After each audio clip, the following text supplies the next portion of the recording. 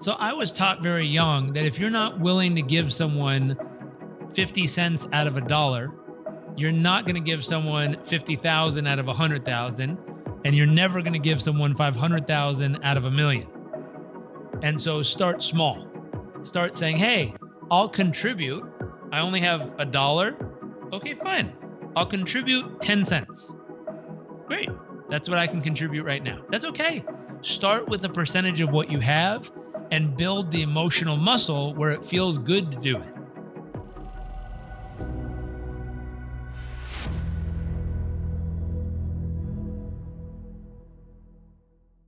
Hey guys, today our guest is JAIREK Robbins. JAIREK Robbins is a decorated performance coach and lifestyle entrepreneur who has applied his innovative methods to living a life of adventure, philanthropy, and entrepreneurship.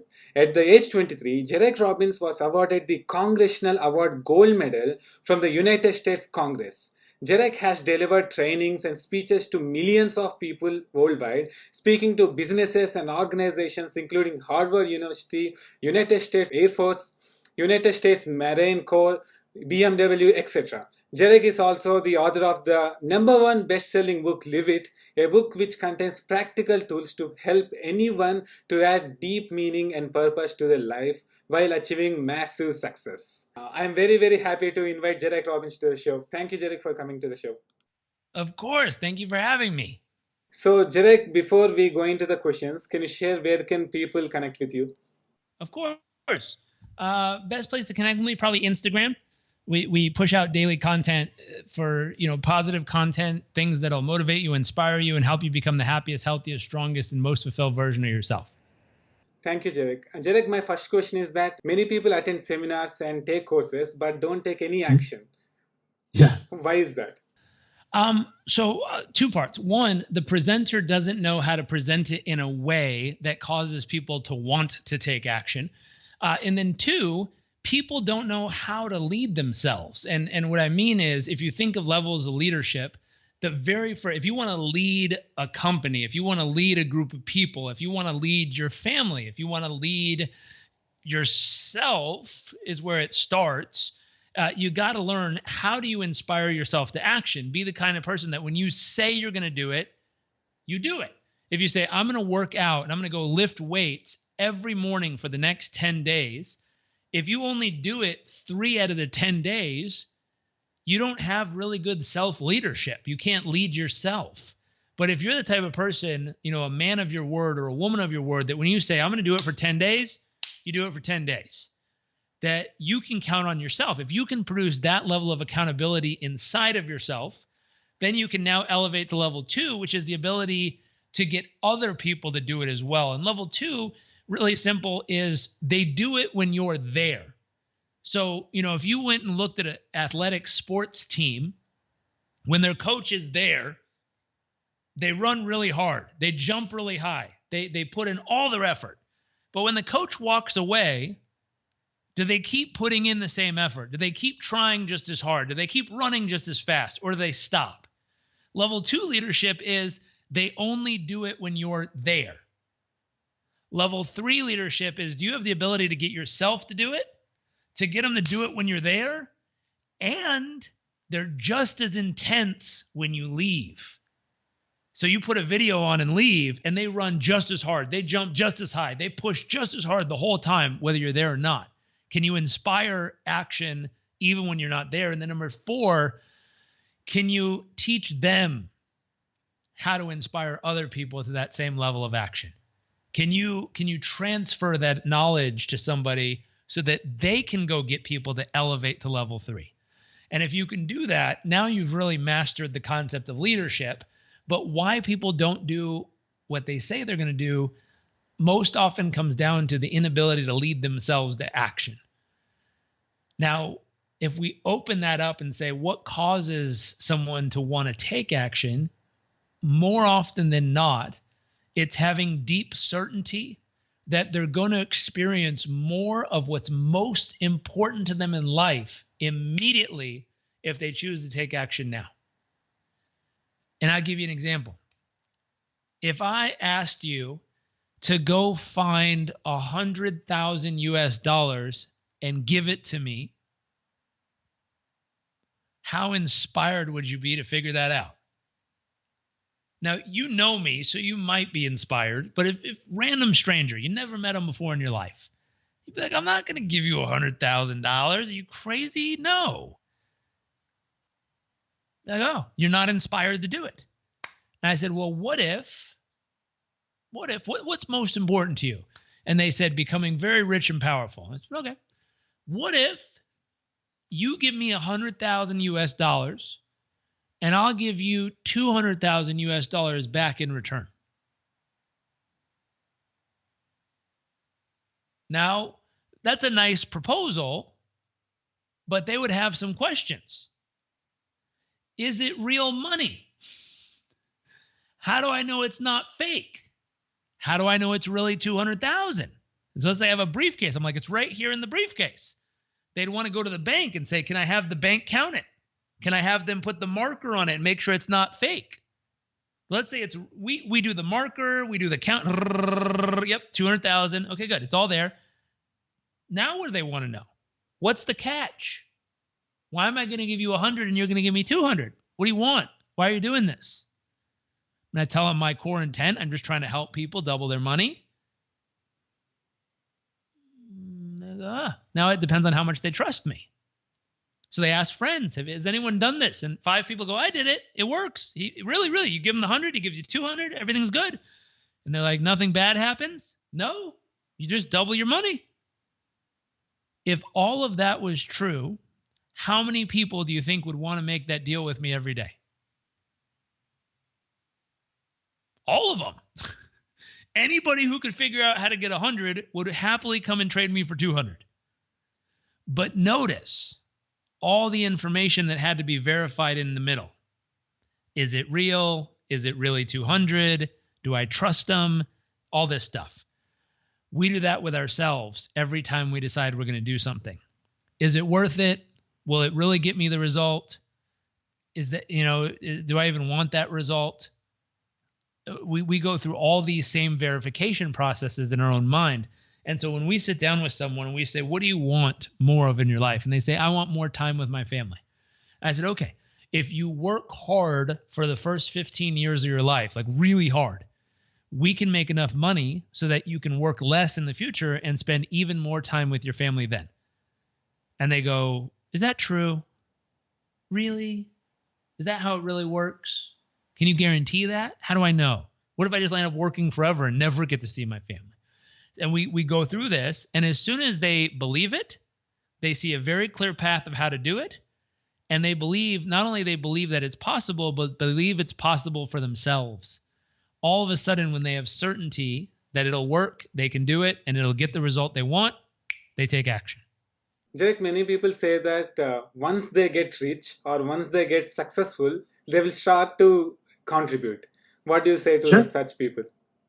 So I was taught very young that if you're not willing to give someone 50 cents out of $1, you're not going to give someone 50,000 out of 100,000, and you're never going to give someone 500,000 out of 1,000,000. And so start small. Start saying, hey, I'll contribute. I only have $1. Okay, fine. I'll contribute 10 cents. Great. That's what I can contribute right now. That's okay. Start with a percentage of what you have and build the emotional muscle where it feels good to do it. We worked really hard. I remember at a time in my life where I was struggling financially, and the most I could do to help someone else at that time was to donate $35 US. That was the most I could do. For my father's birthday in just a month or so ago, my wife and I donated $25,000 to help rescue children out of sex slavery. That's a very, very different amount. $35 versus $25,000, totally different. But we trained ourselves how to give $35 when that's all we could, so that now we can give $25,000 when we can. And so that's just training. That's over the lifetime practicing. I gave 35 when I can give 35. I give 100 when I can give 100. I gave 1,000 when I can give 1,000. I give 25,000 when I can give 25,000. And it's the practicing of doing it, but it's always a percentage So it's never just giving away all we have, but it's giving away a portion of what we have consistently. That practice is beautiful. And also, it's unbelievable to know that we can make that kind of difference in someone's life who really needs it. You know, it's horrific that people are kidnapping little kids and forcing them into sexual slavery. That's horrific to see and know that that's happening around the world. And, you know, for $1,200, you could save a child out of that, and they don't have to live through that torture or that horrific experience. And so stuff like that breaks my heart. And, you know, values wise, is it more important to have the $1,200, or is it more important to help rescue someone out of a horrific situation? For me, it's more important to rescue someone than it is to have the money. For someone else, they might go, no, it's more important for me to keep my money. And that's fine. But it's just saying which is most important. People who have a lot of money tend to value money more than anything else they could spend it on. People who tend to have a lot of stuff tend to value the stuff more than the money. That's it. It's a value clarification. Which is more important to you? The $1 million house or the $1 million in the bank? Which is more important to you? The $100,000 car or the $100,000 in the bank? Which is more important to you? $10,000 of saving someone's life or $10,000 in the bank? It's a values clarification. And so one of my highest values is giving and helping and making a difference. And therefore, that's how we tend to train ourselves to give, because we value it. It's important to us, both here and in the heart and in application and practice. JAIREK, you lived in a small village in Uganda once, right? So can you talk about that experience? Oh, I loved it. So I decided to, when I traveled around the world, I was 19, 20 years old, and it was my very first time, and I got to take a trip all the way around the world, which was life-changing. And I got to see that most people in the world didn't live like I lived growing up. You know, I grew up in San Diego. I lived in an apartment with my mom and a house with my dad and all this kind of way of living. And then when I went around the world, I got to places like Tokyo in Japan, and then in Beijing in China. And I saw, it's like, wow, people live really different here than they do where I came from. And then I kept going, and we visited Vietnam and Thailand and India and Tanzania and South Africa, Brazil, Venezuela, all over. And every place I noticed, people live very differently.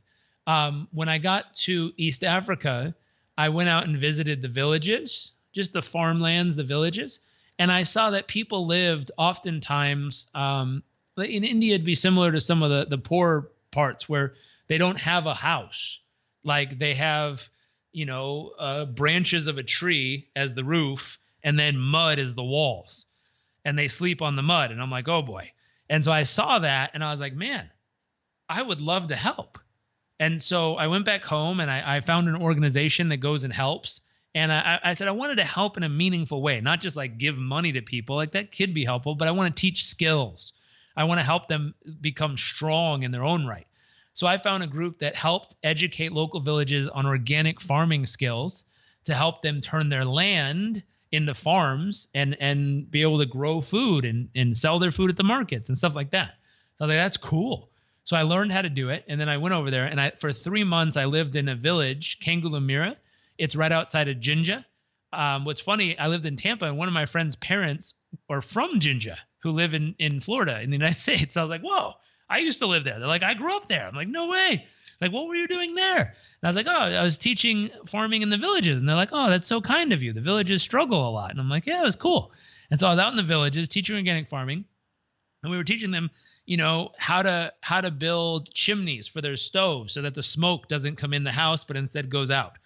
We were teaching them how to get rid of the pests. Instead of using pesticides, how to mix peppers together with certain vegetables that cause the locust or the pests to go away. So we were teaching all these things and helping them bring their village back to life as far as growing foods and produce. And it was wonderful. And the piece was, it was learning how to live without all the stuff I was used to. So learning how to live without electricity, learning how to live without running water, learning how to live without, you know, proper toilets that I grew up around, and learning how to live just very simply Learning how to live where, like when we wanted water, there was no sanitary drinking water in town. So we had to walk to a well, pour the well water into a jug, bring it home and boil it for like 30 minutes to then have a glass of drinking water when it finally cooled down. That's very different than going like to the sink or going to the store and getting a water bottle. Like it would take 40 to 50 minutes to get a glass of water. And so learning how to live like that, it just taught me how to fall in love with life, just living, being a good neighbor, being a good community member, helping people, enjoying communication. So often right now, we're so busy trying to succeed and trying to do more and bigger and better and accomplish and become rich and powerful and influential that we don't take time to just care and love on each other and support each other. And when someone's not succeeding, we're like, oh, stupid person, instead of how can I help? What can I do to help them? And some people don't want the help. That's okay. But the ones who do want the help, how can we help? How can we share with them? How can we support them? How can we help them get to where they want to go? And a lot of my career has been based on just helping people. And we do that through just a variety of ways as a business. But, that time there was helping me just fall in love with living. Thank you, JAIREK. JAIREK, you always say to fall in love with hard work. What do you mean? Yeah. What do you mean by that? So that was another lesson. I moved up to Canada and I spent 3 months up there stacking lumber. And I actually worked with a whole group of workers who had migrated from all over the world. And we were all there literally just stacking wood all day. It was a very physically demanding job, a very difficult job. And it was very fascinating meeting people there. And in the beginning, I was excited to see how strong I was. After a while, I'm like, this is the stupidest thing in the world. Why did I sign up for this? Like, I could have signed up for an internship. I could have signed up for learning new skills. I could have signed up for anything. Why did I sign up for stacking wood? Like, this is stupid. And in that moment, though, I remember I met a gentleman. His nickname was, they called him Uncle Dubai. And he was in his 70s, and he had stacked lumber his entire life from a very, 17, 18 years old all the way to like 72 years old. He stacked lumber in Dubai, stacked lumber in Canada, stacked lumber all over the world. That was his job. And I asked him, I said, why did you choose to get into stacking lumber? He says, when I was 17 years old, his father died, and he was the oldest male in his family. And he said, I became financially responsible for my family. And this was the only thing I could figure out how to do that I could pay my bills with at that time. And he said, so I decided, and I'm like, do you like stacking wood? Do you love it? Is this like your passion in life? He said, no, but I do it every day to take care of the ones I love. And I remember sitting down and thinking, what a beautiful man. He's not doing it because it's his passion and his purpose and his mission in life. He's doing it because it takes care of the ones that he loves. And he's willing to do that, to take care of the ones he loves, because that's what he knew and that's what was available. And I remember in that moment thinking, wow, I'm at this time thinking, what a stupid thing I did. How dumb of me to sign up for stacking wood in the summer. And this man is using it as an opportunity to feed and clothe and protect the ones he loves. And I went, wow, I need to learn how to fall in love with this, because if I had to do this the rest of my life to take care of the ones I love, I'm going to need to learn how to love it. And so I sat down and I looked at it and I said, how could I love this if I had to? If this was the only thing I could do the rest of my life, how could I love it? I was like, maybe I'd just be angry my whole life because I didn't like it. And I was like, no, I could do better than that. I can find a way to love this. So I looked around, and there's two things: perception, how I viewed it, and procedure, how I went about it. And so as perception, I said, how could I think about this that I would actually enjoy it? Like, I don't know. So I thought about it. I said, you know what? What if I like to work out? I like going to the gym. I like lifting weights. I said, what if this was a weightlifting competition? And I was trying to be like Arnold Schwarzenegger and sculpt my body. I was going to do bicep curls and shoulder presses and squats and lunges. And I was like, okay, I could do that. And I started imagining, I'm Arnold Schwarzenegger lifting wood weight. And I'm like, oh, this is fun. Now I'm excited. I'm like, oh yeah, biceps, shoulders. Like, this is cool. That made it more fun. And I said, how could I perceive this? And I said, I'm going to imagine I'm that man. I'm going to imagine this is my way of taking care of the ones that I love.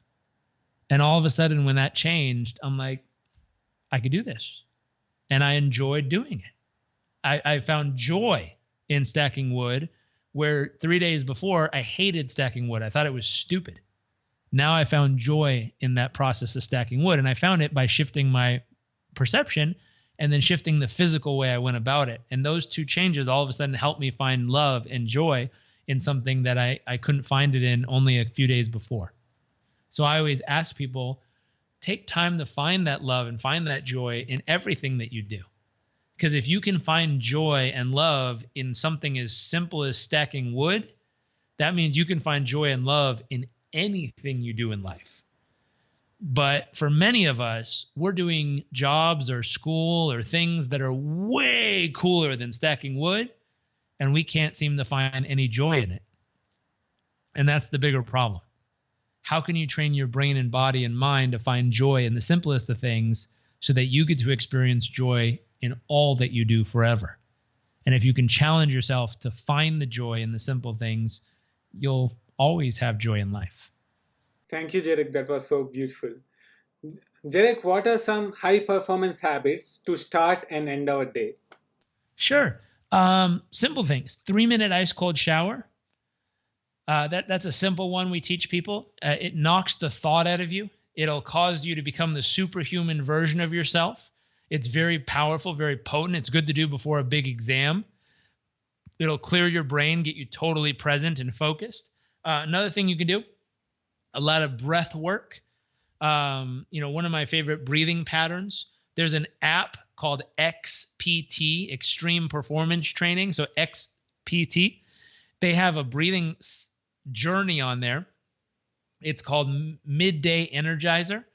And so it's powerful breathing techniques where they do like box breathing, then a breath hold, then slow breathing, then fast breathing. And it literally just using your breath completely energizes your mind and body. And you feel very present, very focused, very alive. One breath pattern we can do together for people watching so they can see how quickly it works. This is called, it's a reset breath we do, where we breathe in through our nose really slowly. And I'll show you first, then we'll do it together. So you breathe in through your nose. At the very top, we push in a little bit more air, like, and then we hold it and we squeeze. So we squeeze our face, we squeeze our hands, we squeeze our shoulders, we squeeze our neck, we squeeze everything. We squeeze, 5, 4, 3, 2, 1. And then we open our mouth and we drop out all the air. And we drop our head and drop our shoulders. It goes, puh. And we do that on purpose. You have to drop in order to get the benefit. And so we'll do 3 together. Let's try it. In through our nose. A little more at the top. Squeeze. 5, 4, 3, 2, 1. All the way out. In through our nose. A little more at the top. Squeeze. 5, 4, 3, 2, 1. All the way out. One more time. In through our nose. A little more at the top. Squeeze. 5, 4, 3, 2, 1. All the way out. How do you feel? Awesome. So for most people, they'll feel tingles in their head. They'll feel very calm. They'll feel very present. They'll feel like their mind is cleared. It's perfect. What we've done is we've reset your peripheral nervous system by resetting the vagus nerve in your body, which is connected to your entire peripheral nervous system, which is like putting the reset button on the computer and just resetting the software. Same thing here. We reset the whole nervous system of the human body just by using those 3 breaths. Thank you, JAIREK. JAIREK, now we have questions from subscribers. Okay.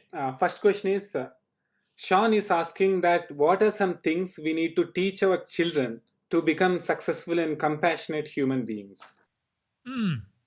I would definitely take them to volunteer, take them to give back, take them to go help others consistently. That's one thing. 2, I would share with them tools and let them choose which tools to apply, but share with them tools that you use every day to be your best self as their father or parent or mom per se, meaning live it. So go learn if you want your child to be a high performer, go learn high performance tools, and you as their parent practice them, do them every day, and then let them decide if they want to do those things or not. Because if you try to tell them to do it, they won't do it. But if you show them how to do it, then they'll follow along.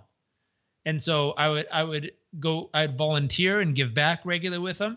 I would choose to be happy, healthy, strong, and fulfilled. So read the books, do the work. We have a course on Udemy that's like $10 US. It's radically inexpensive for what it is, and it teaches all of these tools on high performance. And we did that on purpose. We want to, we have students in 113 countries learning from that program right now. And we wanted people to know these types of tools so they can apply them and get the results and be the happy, healthy, strong version of themselves. JAIREK, what are some biohacks do you use? So the 3-minute ice cold shower, there's this really cool one we've been playing with. This is a new one I just got. This is called Apollo. It's a little device and it vibrates in different patterns. And so it's scientifically proven in research studies where you put it on and you hit calm and focus, and it vibrates in a pattern that allows your nervous system to be calm and focus. And then you put it on meditation and relax, and it vibrates in a way that tells your nervous system it's okay to relax. And then you put it on open, and what's the other one called? There's one for like when you want to go meet with people. It's called, let's see what it's called. Social and open. So if you have anxiety around being social, you put it on social and open, and it vibrates in a pattern that makes your brain and nervous system be more open and social to connect with people. It is a wonderful tool. So that's one of the biohacks we use. It's called Apollo. We can send you a link for it that gives people a discount, but it's very cool. We use Muse, which is a meditation headband.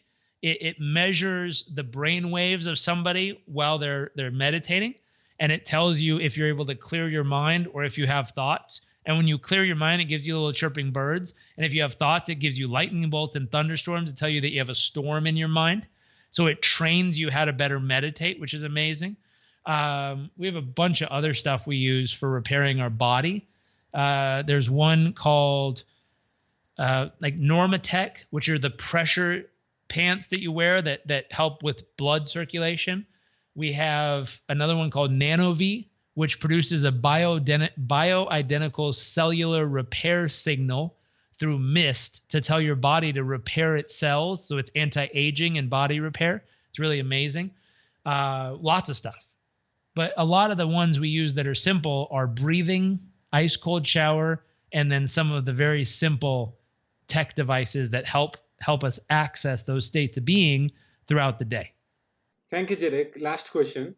Would you like to issue a 7-day challenge to our subscribers? Sure. So simple challenge, I would say, and I'll put this as a 10-week challenge. What I want you to do, download the app Breathe. It's BREATHE. It looks like this. If you look really closely, it's just a little circle. It's that orange circle right there. It says Breathe. So download that one. And each day, set it for 20 minutes in the morning and 20 minutes at night. And set it for 4 seconds in and 8 seconds out. And all I want you to do is breathe. Breathe for 20 minutes, 4 seconds in, 8 seconds out. Do it for 20 minutes in the morning and at night for 10 weeks and watch what happens. Somewhere around week 7, it'll feel like a force field goes up around your brain, and things that used to emotionally bother you or frustrate you or upset you or anger you will no longer have any effect on you within 7 weeks. It's very powerful. Thank you, JAIREK. JAIREK, before we go, can you share where can people connect with you again so that they will remember it better? Totally. Come and find me on Instagram. It's just at JAIREK Robbins. You can go to JAIREKRobbins.com, or you can go to, if you want a discount code, you can go to highperformancekw.com. and it'll take the price of our Udemy course down to like $9 US. So you can go grab it there. It's a $200 program, but we want more people to have access to it. So we've lowered the price. So grab that program. Join me on Instagram and hang out there. We push out good content every day. Maybe check out my YouTube channel. We have a new speech I just did in Germany for 15,000 people. So you can see that there, and it talks about all the tools as well. Those would be great places. Thank you, JAIREK. JAIREK, thank you once again for coming to the show and helping us to be a better version of ourselves. Thank you very much. So welcome. It's a privilege to share. Thank you for having me. If you're watching this, you need to subscribe to BNS Goku Great right now. Quick, go do it. No, seriously, go subscribe. Come on, go do it. Okay, there you go. High five. Good work.